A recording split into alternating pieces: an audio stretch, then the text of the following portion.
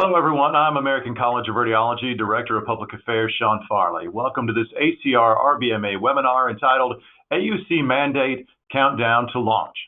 We'll have 3 presentations tonight, followed by a robust question and answer session. First, ACR Economics Commission Chair Dr. Ezekiel Silva will explain current clinical decision support requirements. Next, Linda Wilgus, RBMA Federal Affairs Committee Chair, explores the nuts and bolts of implementation and compliance from the business manager perspective. Finally, Jen Coleman, Executive Director of Grand Traverse Radiologists, and Dr. Molly Craven, a family medicine doctor at Brookside Family Medicine in Traverse City, Michigan, will explain how they work together to create an efficient clinical decision support network connecting their practices.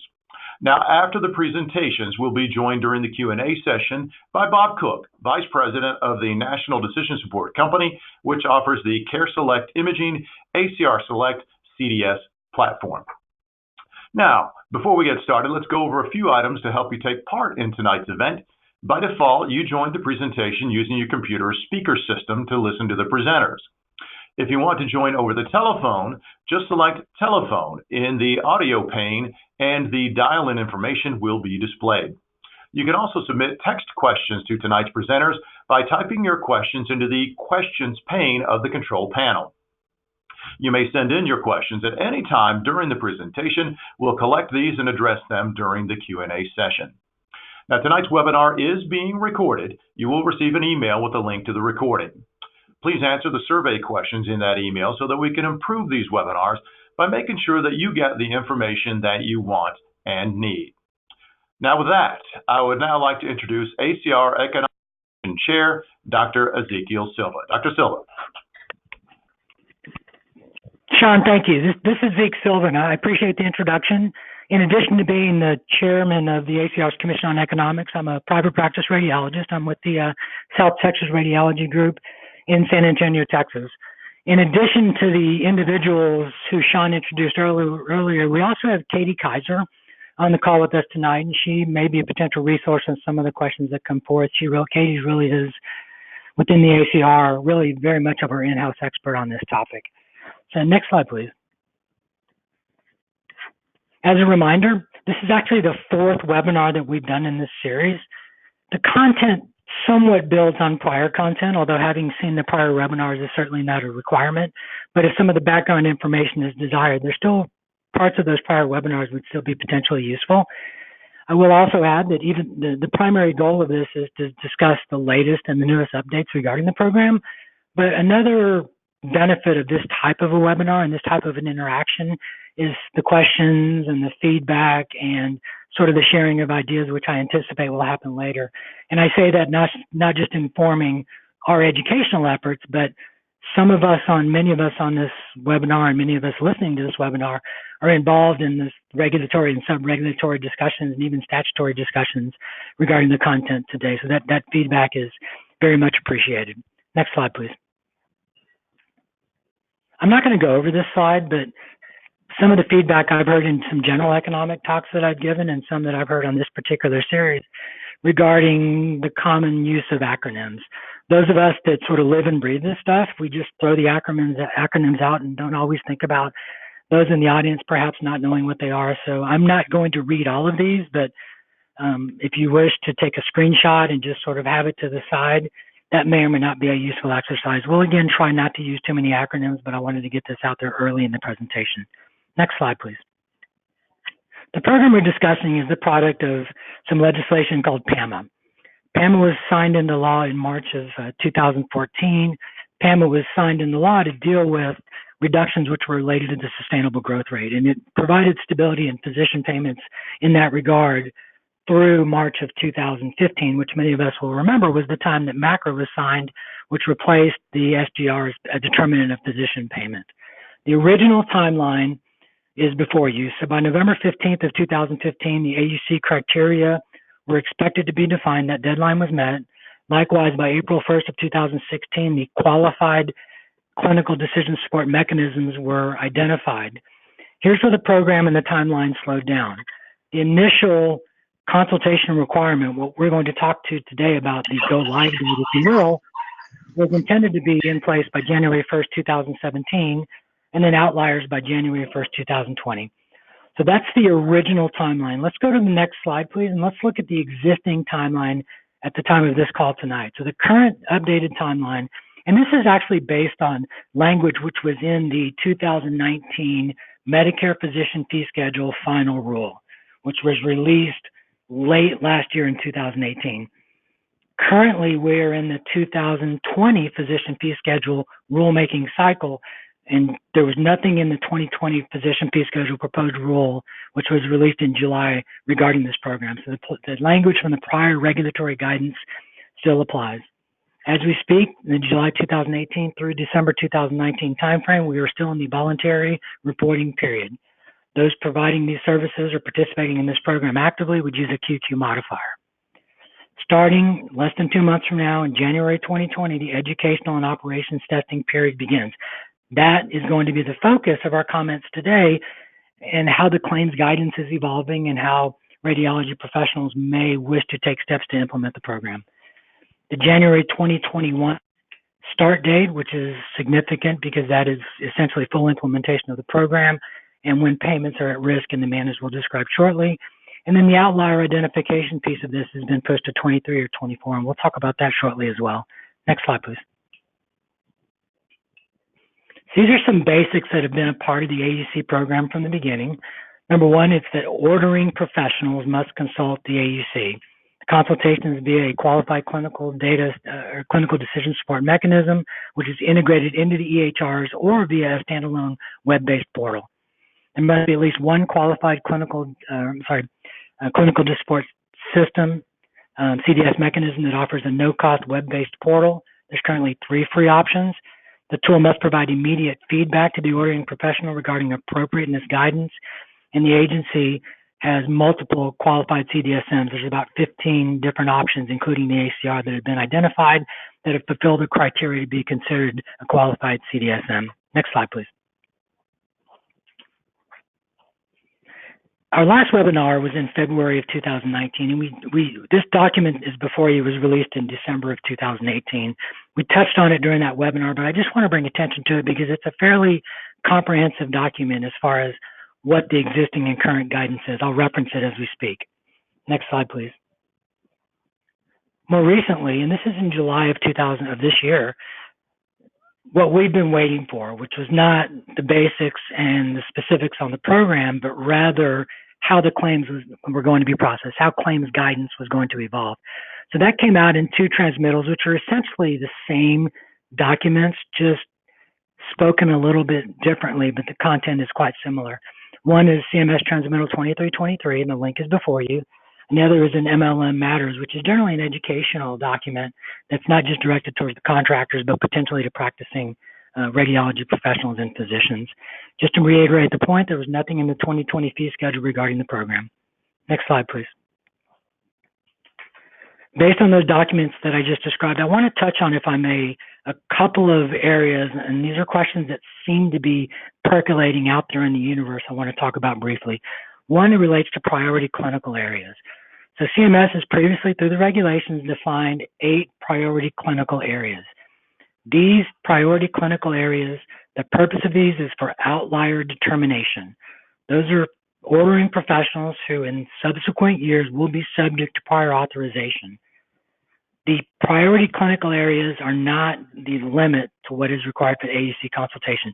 CMS has been fairly clear that they expect the AUC consultation to occur. In fact, I put some language quoting from the document I showed at the beginning from December of 2018 and the subsequent documents, which basically says, quote, upon full program implementation, please note that AUC consultation is required for all advanced diagnostic imaging services, not just those within priority clinical areas.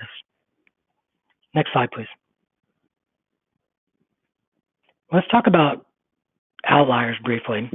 I've already mentioned they will be subject to prior authorization. The question has arisen several times. What are we doing when we perceive there are outliers within our medical system or among our referring physician base? It's not clear yet. CMS has come out and they said, quote, this is from Transmittal 2323, before the prior authorization component of this program begins, there will be notice and comment rulemaking to develop an outlier methodology. So this remains to be determined. We expect that we will be informing these discussions, but concrete guidance is not available yet. Next slide, please. So let's focus now on kind of what is expected in 2020. The documents, particularly Transmittal 2323, again, released in July of this year, discusses the 2020 Educational Operations Testing Period. And it's a lengthy document, but let me just highlight a couple of quotes or sentences from the document. So during this phase of the program, claims will not be denied for failure to include or for misreporting AUC information. So that the question that's been arised that we've had and we've asked several times is, during the education and operation testing period, if no attempted AUC is made or a attempt, poorly filling out the claim, etc., would that claim still be paid? And the answer we're hearing based on this document is yes. So during the testing period, as it stands, payment is not at risk to the furnishing professional if the program requirements are not satisfied during the ordering process. But next bullet, during CY 2020, we expect ordering professionals to begin consulting qualified CDSMs and providing information to their furnishing practitioners and providers for reporting on their claims. So even though they're not putting payment at risk, CMS is telling the contractors, has been relatively forthright, that they expect this participation to at least be initiated in a testing and operations sense. And I said on the last webinar in February that it's not uncommon for CMS to put into place an education testing period. They did it for ICD-9, they did it for some other programs. So this is not the first time that we've seen it. And it really gives us a chance to put the program into place and potentially inform CMS regarding shortcomings we may see or which we may experience. 2021, I've already mentioned that's full implementation. This is a quote from the transmittal. Full program implementation is expected January 1st, 2021. I'd like to draw your attention to the 3 asterisks that are at the top next to the 2021, and I'd like to share some relatively recent information. So because the ACR and because the specialties were engaged in discussions with CMS regarding the implementation of this program, the feedback which we received, and this is fairly recent, that from CMS is the following, is from a claims perspective, and understand that within CMS, they have policy and medical directors, but they have individuals whose job is to ensure that the claims processing process is implemented with the Medicare contractors appropriately. The feedback that we're receiving from CMS is that the claims processing quite likely will not be ready for this program to go live in 2021, which would mean that the program would most likely stay in an education and testing period beyond 2021. It could mean that payments are no longer at risk during that time. We just don't know. But those of us that are in those discussions and understand that this update is not specifically stated in the sub-regulatory documents that I've talked about tonight or the rule, which is the regulatory document, we just want to be forthright regarding that communication. Next slide, please. Let's talk a little bit about claims processing, and really Linda Wilgus is really the expert in this space, so this is topics that she's going to talk about shortly, but I at least wanted to take a chance to introduce those. When we talk about claims processing during the education testing period, which is in 2020, the MPI, the ordering professional, must be on the claim. They have created distinct G codes for each of the qualified clinical decision support mechanisms. So each individual one has its own G code, and they're numbered G1000 through G1010. And then there's 8 new modifiers that were created, and I'll go through those generally now. Next slide, please. So in addition to the MPI, in addition to putting the G code specific to the CDSM, the modifiers will indicate the outcome of the consultation. And there's 4 of them which require when the ordering professional is not required to consult the CDSM. The example we've used before is physicians that have a hardship. So MA is an emergent condition in the patient. This relates to EMTALA. We've talked about this during these webinars previously. MB is insufficient internet access. MC is EHR CDSM vendor issues. MD is extreme and uncontrollable circumstances. Next slide, please. There's 3 modifiers that relate to the outcome of the AUC consultation. ME is it adheres to the AUC during the consultation. MF, it does not adhere. And then MG is does not have an AUC and the CDSM consulted. Next slide, please. MH would be the modifier if the ordering professional, it's not known by the furnishing professional if the ordering professional did or did not make that consultation. MH would be the modifier under that particular billing circumstance. Next slide, please. There are operational questions that are out there. We're asking them. Many individuals and organizations are asking them. In that transmittal I've been referencing, CMS is pretty specific in saying a subsequent CR will be followed at a later date that will further operationalize this AUC policy. So what we presented today isn't necessarily the final product. Now, the astute listener would think to themselves, I appreciate that, but you're describing a program that's going to effect in less than 8 weeks. I'm not sure how much longer CMS has, and I'm not aware of an indication that any more guidance will come out before the end of the year. But if it does, we'll be sure to get that information out as soon as possible. But I just want to stress that point that this is not necessarily, from a claims perspective, the final product. Next slide, please. Linda Wilgus is going to go over a number of questions, but there are still questions that we're asking as well. Where does the ordering professional's MPI go on the facility claim form? How will we determine adhere versus not adhere in regards to the modifiers which we select and append to our claims? How will the claims be handled when there's multiple imaging tests ordered by different providers who may be using different CDSMs? And then how will the AUC information between the ordering professional and the furnishing professional not just be shared, but documented, maintained for potential things like I've already mentioned, for example, outlier determination, but what about just from a pure compliance perspective? And these are really important questions that we're hearing in the community that we're really working hard to answer. Next slide, please.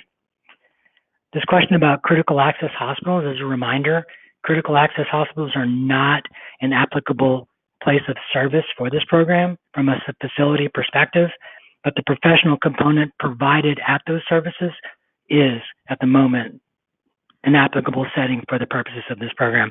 So how is CMS going to know if the professional component was an imaging test performed at a critical access hospital, and how is it going to be managed? We'll probably talk about this during the Q&A because I want to make sure that what I just stated is accurate, and we'll make sure that that information is available as well. That concludes my comments, Sean. If it's acceptable, I will turn it back over to you. And just as a reminder, I'll be on through the end of the call as part of the Q&A session. Thank you for your attention. All right, Dr. Silva, thank you very much. Now I would like to introduce our next presenter, RBMA Federal Affairs Committee Chair, Linda Wilgus. Linda? Thank you, Sean. Thank you, Dr. Silva. And thank you for everyone on giving your Wednesday night for this presentation. As stated, my name is Linda Wilgus, and I am the RBMA Federal Affairs Director, Federal Affairs Chair. I'm also President-elect of the Radiology Business Managers Association and Executive Director of Northwest Radiology Network in Indianapolis, Indiana. Now, before I begin my presentation, I know many of you on the call have already begun this journey. So as I go through my presentation, I encourage you to use the chat box to share information about what you've done in your practices and with your stakeholders on what's working, what isn't working. If you hear of anything that I've said that is an open-ended question and you know the answer to it, please share with it in the chat box. Or if I say something that maybe is not, if you've got differing information, please share. Again, we're all in this together and we're all trying to figure it out together. So please, I encourage you to use the chat box. Next slide, please. Now, some of my slides are going to overlap with Dr. Silva's, and that's okay. We really think that a lot of this information is important to be reiterated, and we can build our presentations off on one another. So as Dr. Silva mentioned, this transmittal came out from through the MedLearns Matter. CMS put out this transmittal in December of 2018. And this was our first cue to the industry that, okay, we're serious, we're ready to implement this program.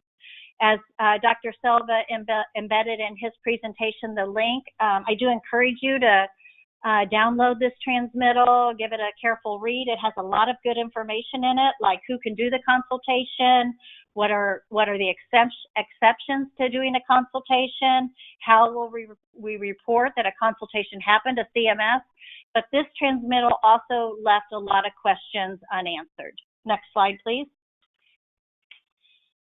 So in July 26, 2019, CMS issued this additional guidance. And many of my slides actually address this additional guidance.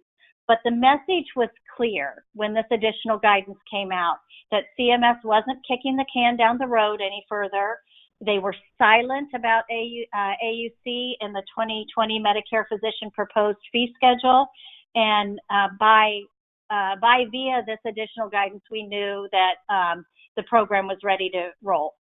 Next slide, please. So I'm going to kind of go through what we know, what we don't know, and how to go forward with educating the stakeholders you work with. So again, what we know, as of today, the program hasn't been delayed. So therefore, 1/1/2020 begins an operational and testing year for appropriate use criteria. We also know that in 2020, there will be no financial penalties assessed during this time period.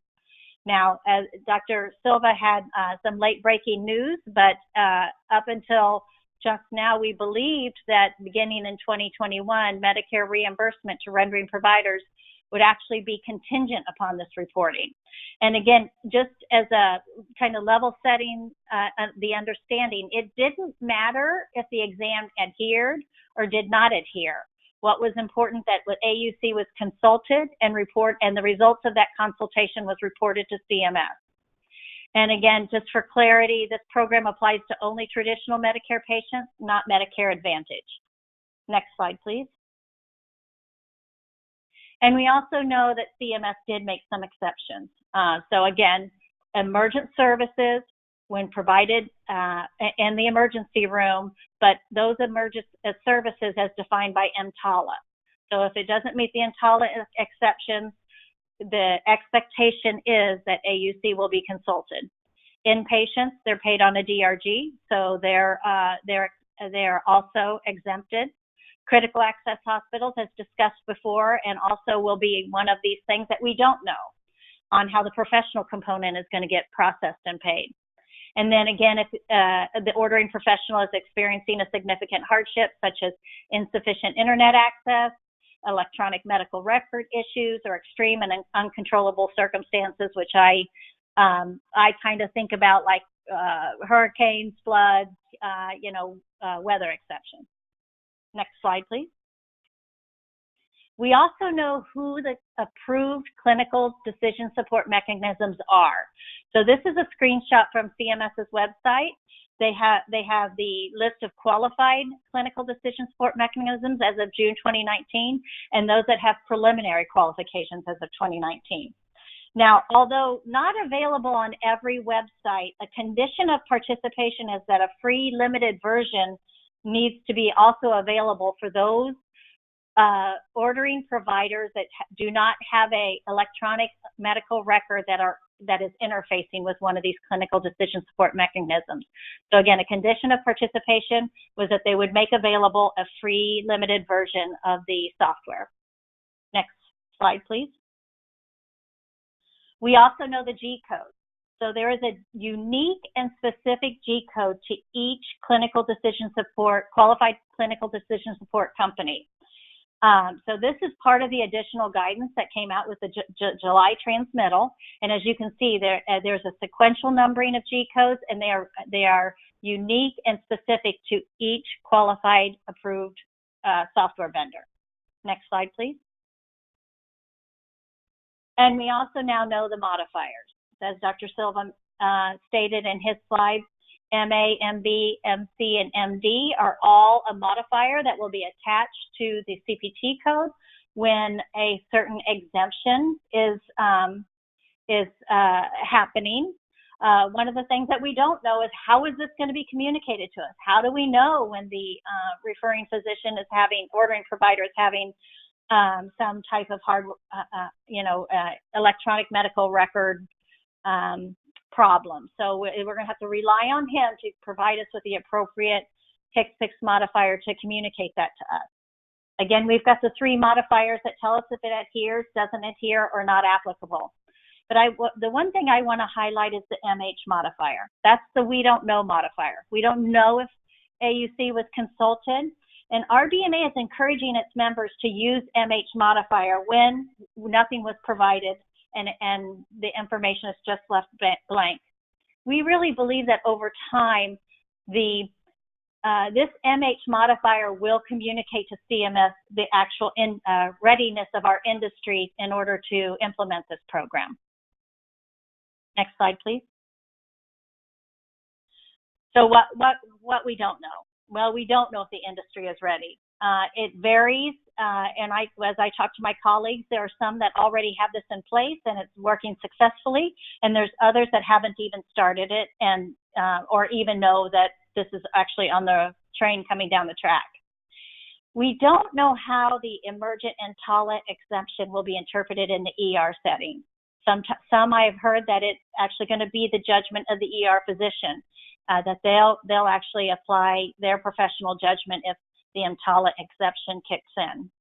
Again, we're still uncertain about the critical access hospital exemption and the billing of the professional component.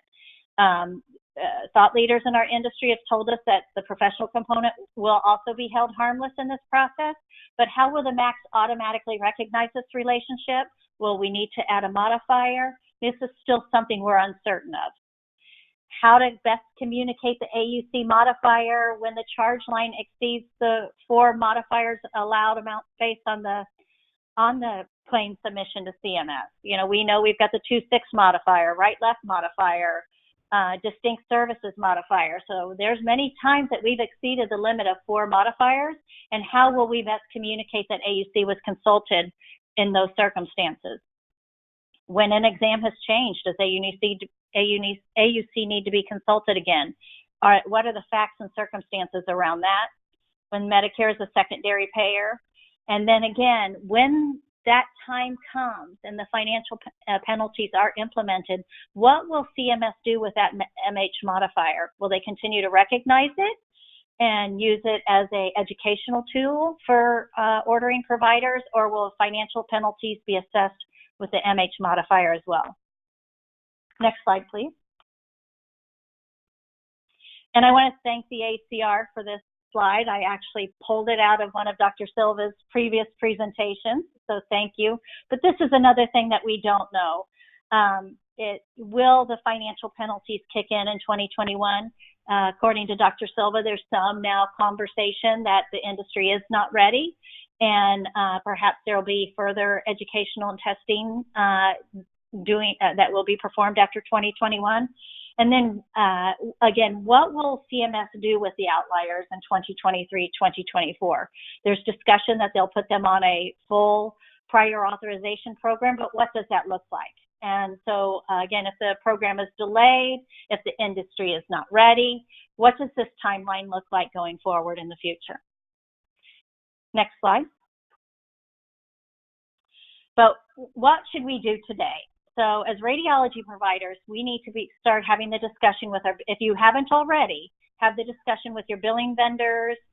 If you outsource your current billing software companies, if you perform billing in-house, to assess the readiness to process the G codes and modifiers. Now, as an industry, we do G codes and modifiers very well. We do it today for the quality payment program. So we know how to put them on the claim form, how to submit them to Medicare, but this is a little bit different now. We have to ingest these G codes and modifiers from the ordering provider. So are we going to ingest them from an electronic orders interface? Are they going to come to us from a manual process? And then how do we then get them in our billing system to make sure that they follow the claim all the way through to the billing of the Medicare carrier? We also need to be making sure that we're educating our physicians and our staff about the program. We need to understand our own workflows. We need to implement processes to make sure that we are accurately capturing this information, and where we're not, putting on that MH modifier. We need to have in place ways to report compliance and audit to make sure that the information that we're getting is getting accurately put on the claim form and sent to our carriers. And then how we are going to go forward and communicate compliance to our ordering providers. Are they going to look to us to actually run reports on, did it adhere, didn't adhere, what's my compliance percentage in providing you with this information? So we don't know yet if our ordering providers are going to look to us to help them with this information, but we need to be ready to be able to report on that. Next slide, please. Our hospital partners. So we need to start engaging them in this conversation as well. So we need to find out, is our hospital leadership aware of this requirement? Have they already identified a team who's in charge of this implementation? What order entry system do they use? Is it already interfacing with one of the clinical decision support mechanisms? Offer to be a part of the implementation team and make sure that you meet regularly and often. Find out how they're communicating to their referring providers or ordering providers about the AUC requirements. Just last Monday, I actually went to a medical staff meeting and did a presentation on this, and that was a good audience to communicate this program. So we need to understand how the hospital will be ingesting the G code and modifier into their system and how they plan to pass it on to us. So we bill our professional component, we can make sure that we have that on our claim form. And again, we'll assume that most of this will be done via electronic interface. So we need to be involving those people in our organization as early as possible so that if there are any programming changes that need to be required, we are getting that work done. And then again, discussing and resolving how the hospitals plan on providing feedback to their ordering providers on who are not yet complying with this requirement. Next slide, please. Our referring physicians. So those of us that have imaging centers, or what should we be doing to educating our referring providers? So again, running a report out of your data warehouse on who your top referrers are. Start there. Create a plan on how you'll meet with them and educate them on the AUC program. Is it face-to-face? Is it via email? Should you be going to your local medical societies and doing presentations? But become the subject matter expert for them. Have them check with their EMR vendor to see if they've integrated with a clinical decision support mechanism or what their plan is. You know, go ahead and tell them to sign up for a free version. It's really actually a great exercise to go in there and see and play around and see how the system works. It gives you a good insight into how this information is going to be processed.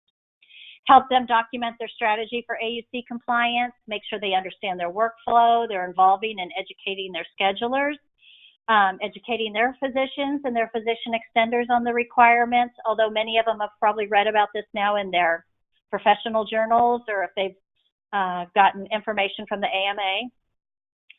Ask to be a part of their implementation team, have ongoing regular meetings with their radiology, with you as their radiology provider. Ask them how they plan, especially if you don't ingest an order entry from their EMR, how they plan on providing you with the AUC, the CDS code and modifier. Is it going to be handwritten on a fax order that comes to you? How do you intend on ingesting that and making sure it gets in your system? And then also continue to check back with CMS because, as Dr. Silva said, we're still expecting additional guidance. Next slide. And again, as I said in my introduction, we're kind of all in this together. We're trying to figure it out. So, RBMA's mantra is progress through sharing. So as you find processes and communication tools that work or don't work, please make sure that you're sharing it with your ACR and RBMA colleagues. So Sean, that's the last of my slides, and I'll kick it back to you. All right, Ms. Wilgus, thank you very much. Now it's time to introduce Dr. Molly Craven, a family medicine doctor at Brookside Family Medicine in Traverse City, Michigan, and Jen Coleman, Executive Director of Grand Traverse Radiologist. Ms. Coleman will present first. Ms. Coleman. Thank you. Good evening. Thanks for joining us. I wanted to share a little bit of some Northern Michigan experience. The first thing I'm going to have you do is put your arm up in the air with your left hand. Look between your pinky and your ring finger, and that's where we're coming to you from in Traverse City, Michigan. Next slide, please. So why CDS in Northern Michigan? For those of you who may have heard me speak before, our group really got started before the legislation even went into effect. We were looking for ways to remain relevant and provide added value to our colleagues. And our local physicians were very good about sharing their frustrations with the current systems. And when we got to conversations about imaging, it pretty much all surrounded around how much time it was taking them to get things authorized, or how did they know what to order, or when did they order contrast and those types of things. So I became very intrigued by the AUC technology solution. I'd been on the payer side of the world, the dark side, as they say, and we had a paper version. And when I heard that there was a technology solution, I wanted to look more into it. So I blindly called up the ACR to find out more, and that's where our journey started. We had heard rumors about CMS looking at using this as opposed to a prior auth process. And so in early 2014, our group got together and proposed a pilot or trial to our local physician organization. And that organization both supported the pilot as well as our goal of being able to have future conversations with payers around this for an improved process. This trial laid the groundwork for the future adoption of CDS, which was going to be necessary for CMS. So we're glad we got started when we did and learned along the way. Next slide. So what did that look like here? It was before the PAMA legislation. The primary goals were really to, again, address those frustrations, to look at how we could improve appropriateness of the orders, to provide real-time order feedback, not downstream. We wanted it relevant and timely. Investigate the feasibility of actually using this type of tool if we needed to down the road, and determine if the physicians would find the tool to have clinical utility. Because what was the point of going down this pathway if the physicians didn't find any usefulness in their office and didn't have clinical utility for what they were doing? Next slide. And on the next slide, we look at the palatability test is what I often refer to it as. You know, how could it benefit the physician office? Could it benefit our patients?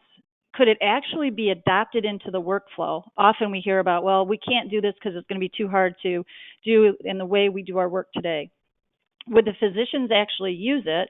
So if this legislation did come to pass, would the physicians actually use this tool and accept it, or would we get major pushback? And did the physicians, again, find that the tool had some use in their practices? On the next slide, I want to just provide you a little bit more background on what this looked like. There were 9 practices who we actually begged and pleaded to be part of this, and Dr. Craven's going to talk about her experience with it. They had to use the tool themselves, so they couldn't have the staff use it. They actually had to use the tool, and they had to do it alongside the prior auth process, so it was double work for all those participants. For that reason, we made sure it was limited in duration for the trial. And then the physician organization was kind enough to provide some funding for the project. So they not only supported the cost of the tool to use in this trial, but they also provided a stipend for those participants. There were no integrated products at the time, so we were all using a portal at the time. And then we made sure that we included a statistician in our work so that if we could write this up as a formal study, we were hoping to be able to use that as some of the conversations with the payers, and that's what we did. The next slide shows a little bit about the model and how we utilize the tool. The request would come in, you know, through an EMR or EHR. In our case, it would just come in like it normally would. It might be called in. They might use the tool at the hospital to enter their information. They would consult the tool, and when they consulted the tool, it would be scored. The low scores would go one way. The high scores would go the other. High score, meaning a green rate, would be approved, and then we would track that decision support number in our data so that we could later talk about it, and that became an auth to track, and the exam was performed. If we had a low score, what we asked them to do is to have a discussion with our radiologist, so that's why that phone symbol is there. So they would call the radiologist and have a conversation, and sometimes they'd say, well, you know what, given the signs and symptoms of this patient and the very specific issues that are going on, that low score is actually most preferred in this scenario, and we take notes on that. Or they'd say, nope, let's discuss what we could do in place of that score and get them to the higher approved score. In some cases, it resulted in no ordering. In some cases, it resulted in change orders. So what did we find out?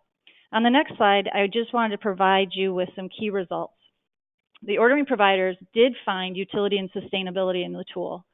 So not only did they find benefit, but they said we can implement this in our daily workflow and sustain it over time. So we had improvement in appropriateness. They found it to be flexible and meet the needs. So one thing I heard the different participants talk about was if they were going down one path, they could actually talk about some of the clinical scenarios that were going on with their specific patients and add more information along the way to get to that best tool or best result. It was a better approach for guiding medical imaging, quick and easy feedback. One of the things I really like to hear is that they felt more confident in what they were doing and the ordering they were doing. They liked the real-time and hands-on learning. They felt it was educational, not punitive. They preferred the tool over what was already in the marketplace. They found it to enhance communication and collaboration. So they were picking up the phone, talking to our radiologists is what we wanted. It supported a consultative role of our radiologists and gave them greater capacity to discuss options. It did, at the end, give us the opportunity, and I'll talk about that in a little bit, of how we could have conversations with payers and try to change the conversation. I'm going to turn it over to Dr. Craven, who's going to share her experience, and then I'll finish it up with where we are today. Dr. Craven? Thanks, Jen. I am Dr. Molly Craven. I'm a family medicine physician up here in Traverse City, and just wanted to give you a little bit of background. So go ahead and next slide, please. So I like to give a little bit of, there we go. So I want to give you a little bit of background just that I think is important as I tell my story. I was the last generation of paper-trained residents, and so I didn't grow up learning on an EMR. And being, as I self-described, IT challenged person, I would say I'm not facile with a computer. I don't have a lot of patience with it, but I can navigate it all right. But as being a paper-trained resident, for me, the changing over to EMRs was a bit of a struggle. One of the biggest struggles for me was prior authorizations. I was initially an employed physician in a large hospital system downstate, and I would order an MRI or a test, and it would go off to an unknown place, and a week and a half later, I would get my study information back. I had no idea how the prior authorization system worked, and when I moved to Traverse City, I joined a very small group. It's myself and two other physicians. We have no mid-levels, and we did not have the ancillary staff to do prior authorizations. So I was forced into this system of understanding how to do this, and it was extremely frustrating. So I was approached by Jen to participate in this CDS trial while still utilizing the RBM at the same time. And overall, the most important differences, I'd like to share those with you. So if you go ahead to the next slide, please. What's interesting is the biggest overall difference is that the CDS assumes that I need the study, doesn't question whether or not I need one. The algorithm it uses, or the algorithm of the one I used, it determines what the correct study is and then explains to me why. The difference, and what is most frustrating with the RBM is that it assumes that I already know what the correct study is, but the algorithm is designed to make me prove I need it. So when I used the CDS, this was much easier, and I'm hoping this slide is helpful. So in the RBM, I have to go and look up CPT codes. I have to know what my diagnosis code is. I have to put in all of my patients' insurance information, dates of birth, phone numbers, who are they going to contact. I then have to ask a series of multiple choice questions, some of which may or may not be relevant to the study that I'm trying to order. A typical easy prior authorization, say for a right lower quadrant pain, I'm trying to get a CT scan. On a good day, that could take me 10 to 15 minutes. When I do a CDS, that can take me 2. I may have to provide additional info when I'm using an RBM. I may have to do a peer-to-peer. So it can be sometimes up to 3 days if I have to do a peer-to-peer with a RBM physician in order to get my study. When I do use it on my CDS, I can pick either symptoms to find my study. I can pick diagnosis or body area. So it depends on how certain I am about what I need to order. I get immediate feedback. I can change my answers, go back and find more appropriate ones. And there's no hard stop on that. I get a recommended study. I know exactly what it is. Then I get references provided at the bottom that tell me why this is better. And if I want to read about it further, I can. Go ahead and next slide, please. So I broke this up into benefits to patients and physicians. What I have found for myself is, excuse me, using the CDS cuts my time in half and sometimes even more. I had an opportunity today to actually do a fairly uncomplicated right lower quadrant plane ruling out appendicitis. It took me 2 minutes to use the CDS tool. It took me over 9 minutes to use the RBM tool that I was required to use. With the CDS, the peer-to-peer outcome, so if I have to do a peer-to-peer and I've used the CDS tool, it was 100%. They never said no. I always got my study covered. So the time saved is really like, I'm not looking up CPT codes. I'm not having to enter insurance information. And the biggest thing for me is I want to not have to interrupt my radiologist if at all possible. The radiologist that we are in contact with on a daily basis happens to be the one who's reading in the emergency department. And as being married to an emergency physician, I already know how busy they already are. And so for me to interrupt their workflow, to have to answer a question about a study feels very intrusive, and I think interrupts both of our workflows. So my preference is that if I don't need to interrupt a radiologist, I don't need to. But I always know that my radiologist is there to help if I'm not getting the answer that I need. Next slide, please. So patient benefit. The biggest thing is obviously speed of approval. If I can get something approved in 3 minutes rather than 3 days, that is going to improve everyone's patient care and patient satisfaction. The other one is that I really like is that graded recommendation. It allows me to customize plans for my more complex patient. So say I have a patient who the best tool may be a CT scan, but that patient has renal insufficiency or has hepatic issues or cardiac overload issues. I can go ahead and look at those graded recommendations and pick the one that's most appropriate. The other one that actually is really important that I was surprised to find is the educational information was really helpful for more anxious or demanding patients who are coming in from a place of fear or anxiety and really pushing to get studies done that weren't appropriate. I could actually give them information and show them why that study wouldn't be a good idea. So I'm going to turn the phone back over to Jen, and she'll finish up. Thank you, Dr. Craven. I think one of the things that speaks nicely to the CDS process, and think of your Medicare population, sometimes being able to give them a quick, correct answer as opposed to having it take days can be very helpful, especially for that population. But in 2014 is when we did our pilot, and Dr. Craven still uses the tool, and there are others in our market that are asking, hey, how do I get a hold of that tool I heard about, which is good news for us.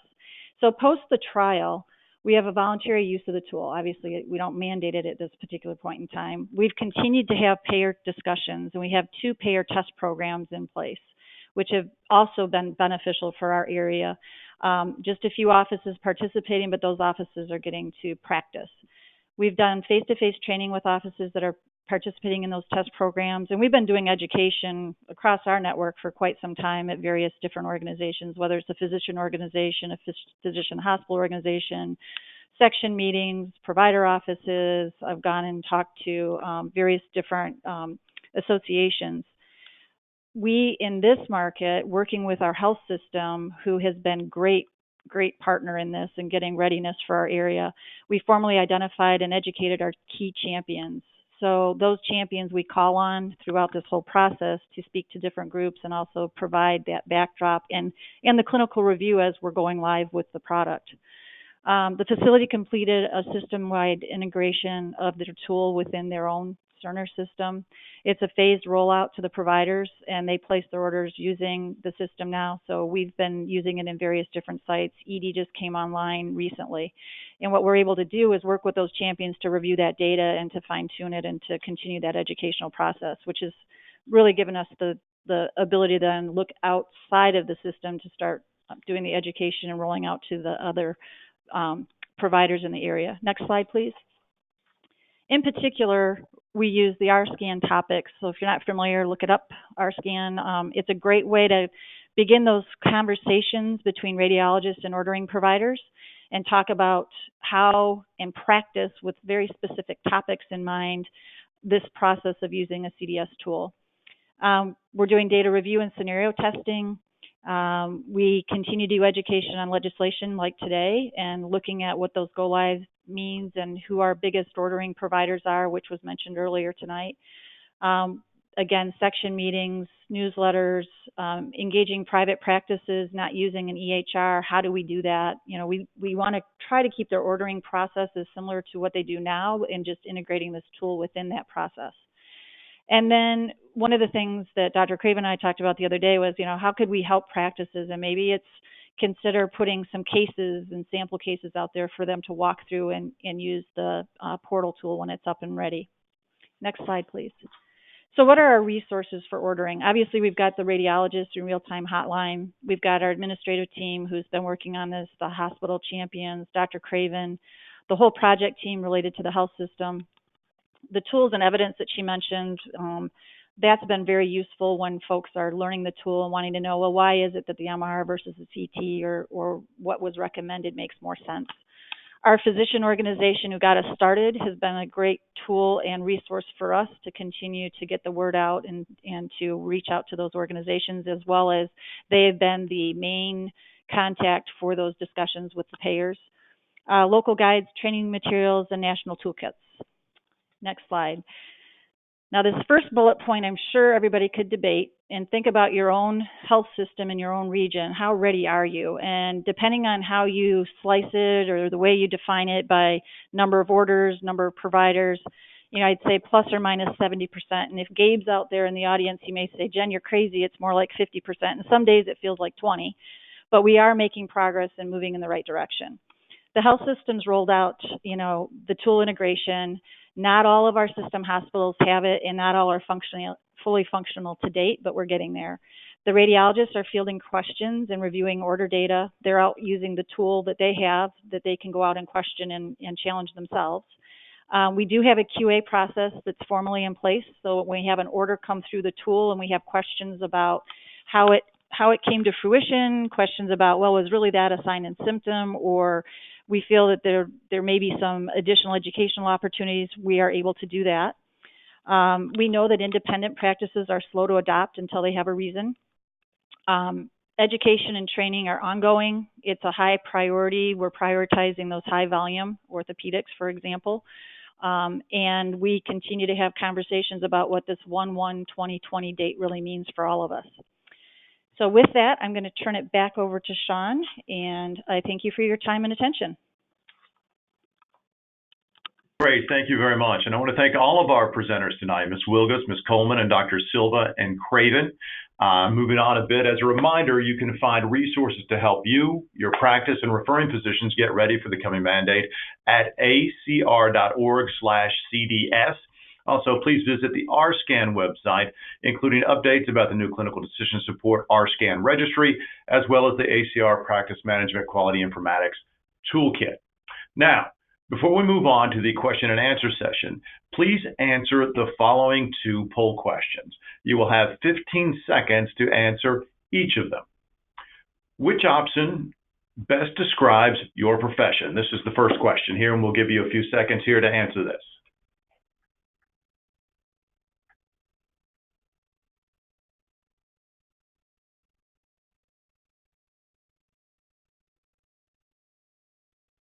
All right, moving on to question number 2. Which professional organization do you belong to?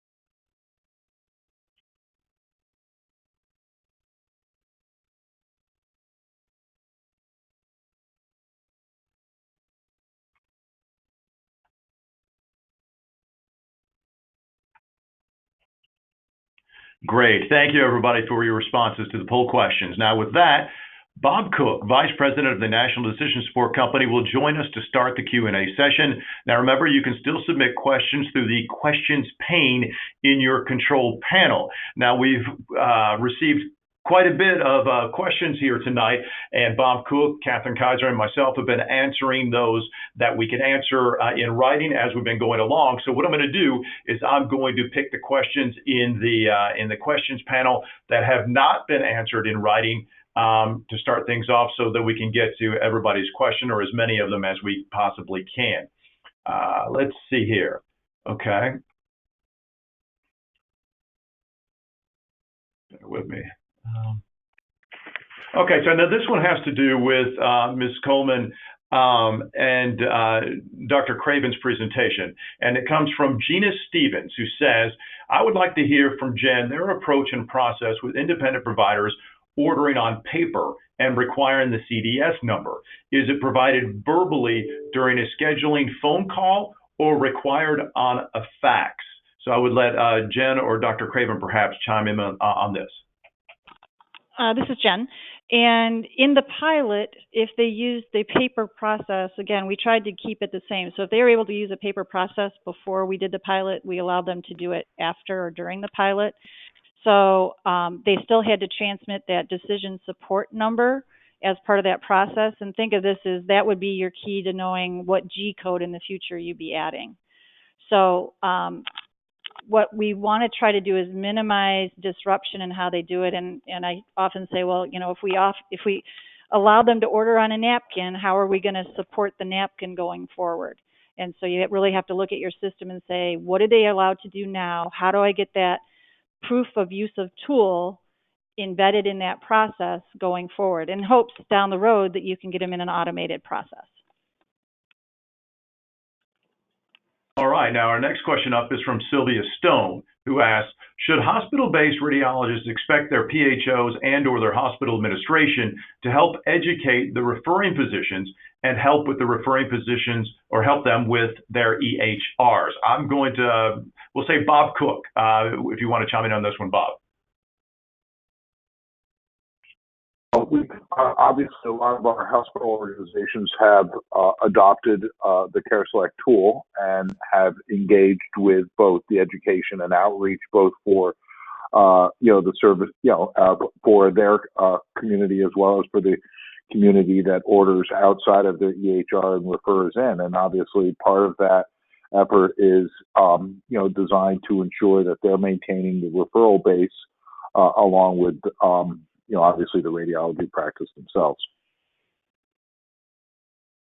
Great, thank you, Bob. Now here's a question that's come up a few different times. And this one is from Lee Graham. Do we add the modifier to the G code when processing these claims? How do we build a modifier when the G code is not, I repeat, not appropriate? We'll go with Bob Cook or Dr. Silva. Yeah, this is Zeke Silva.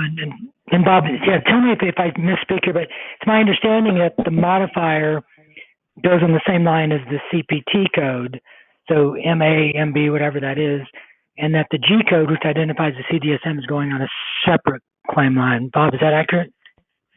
Yeah, that's right. So you just modify the CPT code and the claim goes on a separate line. The G code rather goes on a separate line. Yeah. Okay, so this is a different question. This one from Melanie Denisi, sorry about that. Has there been any mention, or is there a lot of buzz out there that private payers are turning to AUC versus the traditional prior authorization process? So I'll go with Dr. Silva. The actual program we're talking about, just to be clear, does not actually apply to private payers. So what we're describing tonight is a Medicare program, applies to Medicare patients, not even Medicare Advantage. But to what's really an excellent question, I mean, that's kind of a broader goal of the program, is if you can have a robust AUC program in place that can, for all the reasons that we heard from Northern Michigan just now, can provide a better service in the community for the referring physicians, the patients, and the radiologists themselves, such that prior authorization is no longer necessary. That's an important goal. And yes, we've heard sort of the first ones you heard about was Mass General because they were one of the leaders in the field.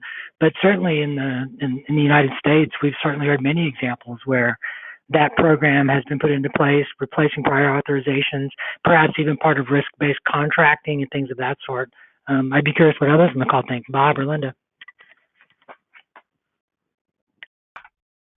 Yeah, we've had a number of organizations who have, broadened the scope of the decision support tool, to cover obviously inpatient services where they've seen a reduction in services, as well as, with where they have large population of patients that are covered by a single payer, they've been able to leverage their installation of AUC and sharing of data to avoid prior authorization. And often, where there's an RBM that's used for a health plan that's owned by the healthcare provider, that's an obvious opportunity. And actually, there's a number of case studies that have been published about that as well. Okay, moving on quickly to the next one. This one is from Kelly Philippa. And she says, would it be reasonable to conclude that if appropriateness criteria is satisfied, then this would eliminate the need, with minor exceptions, for obtaining a more appropriate DX code to satisfy medical necessity and therefore not need to capture ABNs for patient exams that have undergone AUC consultation? Bob.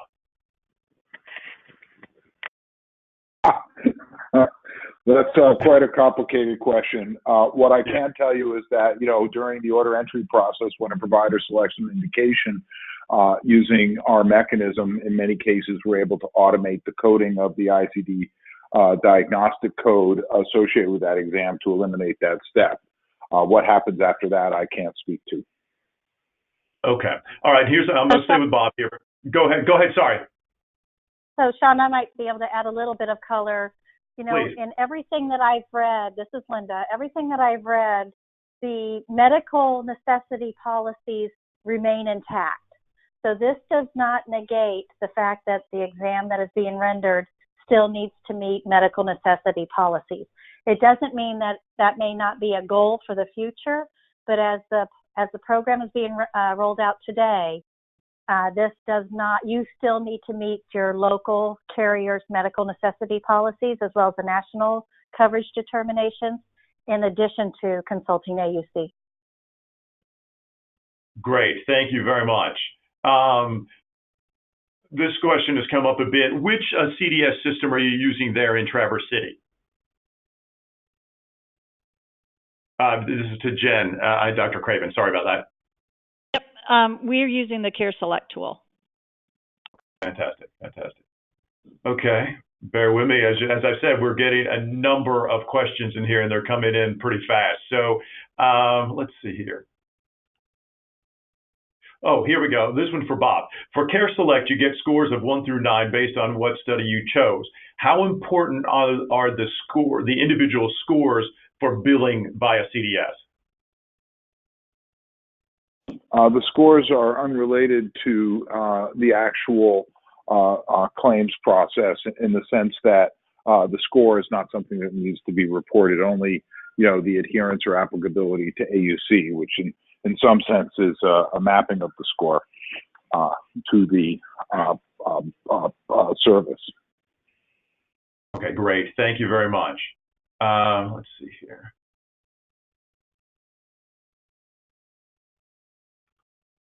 I'm going through these questions here, trying to find ones that can be answered in the space of this webinar and the Q&A session. All right, so I've got a few questions here from Jason Stone.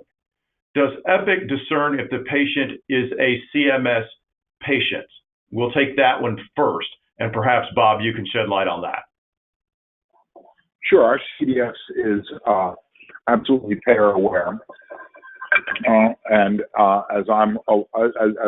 We do have some organizations that have limited and refined the scope of the firing of the CDS mechanism to limit to CMS patients, to Medicare patients.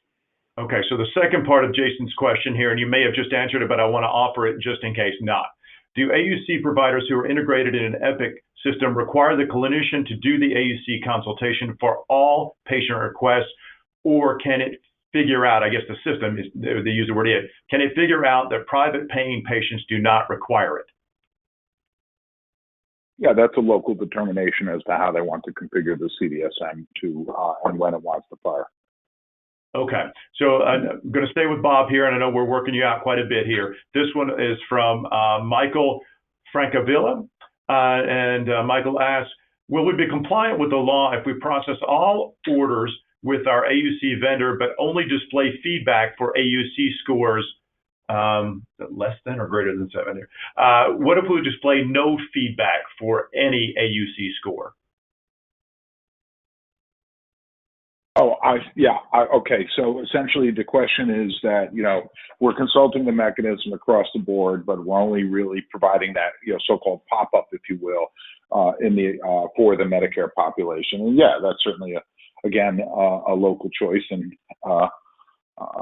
may be appropriate for your institution in terms of, and we believe that to be, compliant with the spirit of the law. That being said, I can't speak to, your own local compliance. That's for your choice. Yes. Okay. Fantastic. Thanks, Bob. I appreciate it. Let's see here. Let's see.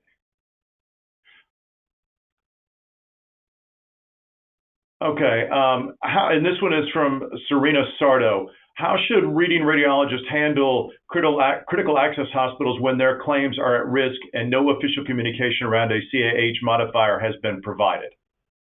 Dr. Silva or Bob?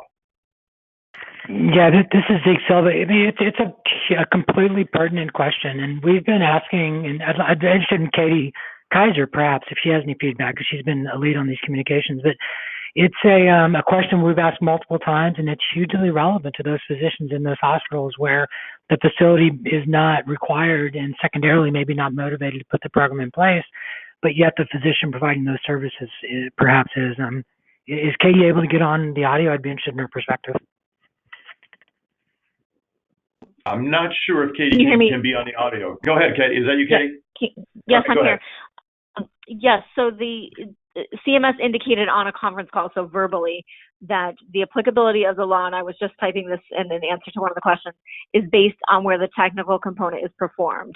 So if the technical component is performed in the critical access hospital, then the professional component is exempt as well. Now, how that information gets communicated to CMS is still up in the air. That's one of the unanswered questions.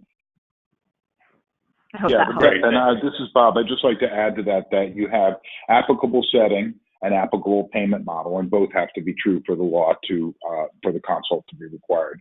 And the case of critical access hospital is not an applicable setting. So no matter if the service furnished under whatever payment model, still both of those are not true, so therefore it does not apply. Great. Thank you, Bob. Thank you, Katie. Okay, the next one is from Catherine Keller. Who's responsible to provide feedback on use of AUC to the referring provider, CMS or the furnishing provider, or who? Dr. Silva. Well, the feedback for the original language, it's a totally fair question. The feedback is essentially supposed to be immediate regarding the individual order and the encounter as far as what the AUC is provided. Now, the broader question is, what about collective experience? So imagine a physician that is not adherent to the AUC criteria the majority of the times. I think that, in my opinion, becomes sort of a local responsibility of the local physicians to want to provide that feedback at an organizational level.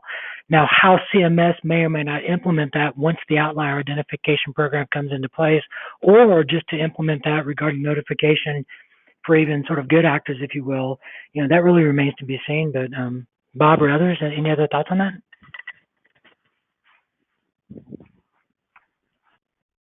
All right, thank you, Dr. Silva. Okay, this next one is from Megan Keeley. From a health system and radiology entity standpoint, working with independent providers, how do you recommend effectively requiring the AUC process prior to 2021, especially with no penalty? Providers will naturally state, since there is no penalty, how do we prepare that for 2021? Let's go with Linda Wilker. We want to spread the wealth here a bit, and if Linda, if you want to pass that off to somebody else, then that's fine too. Linda? Yeah, that's a really good question, and I really don't have a good answer for that, other than as the rendering provider, I recommend that you attach the MH modifier that continues to communicate to CMS, the readiness of the industry, the readiness of your ordering providers. But again, just the continual communication with your ordering provider about the program, where CMS is currently at in its implementation, so what they plan on doing with this information in the future. I don't have a really good answer other than just continual communication with your ordering providers.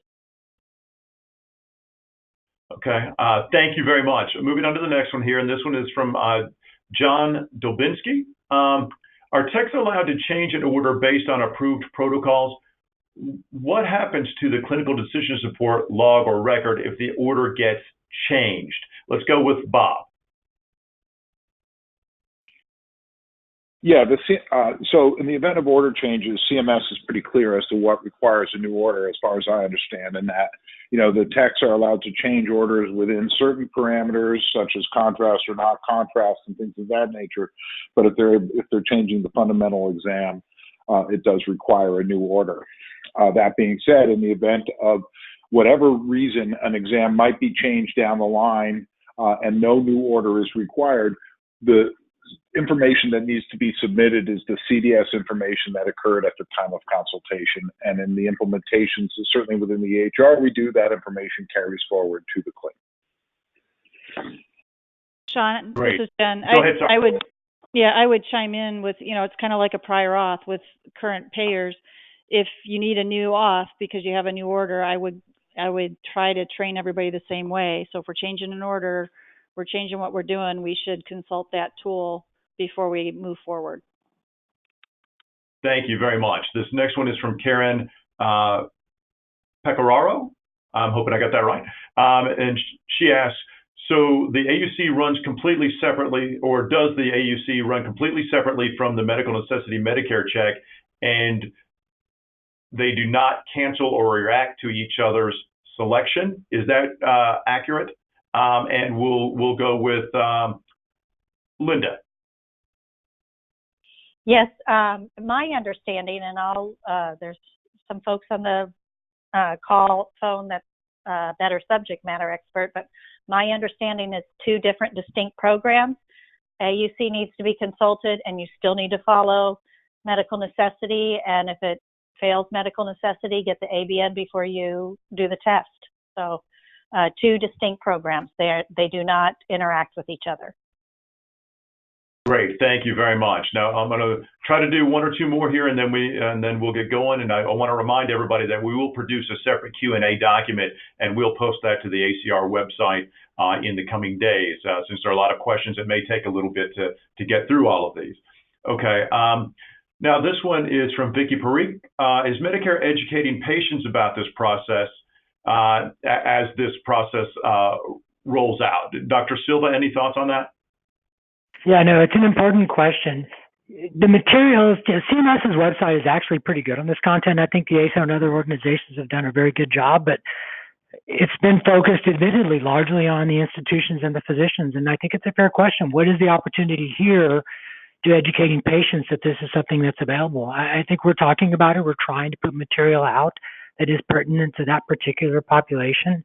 But as far as CMS specifically targeting patient groups, I'm not aware of a concrete effort that would satisfy that question, but it's a great suggestion.